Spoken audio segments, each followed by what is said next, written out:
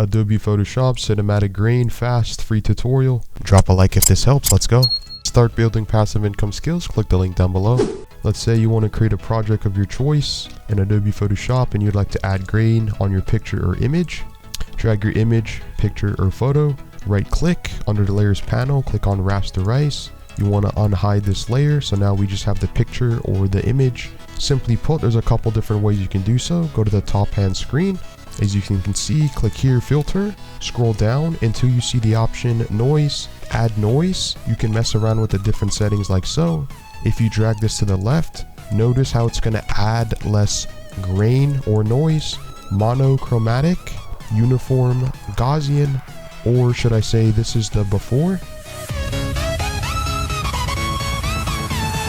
and this is the after.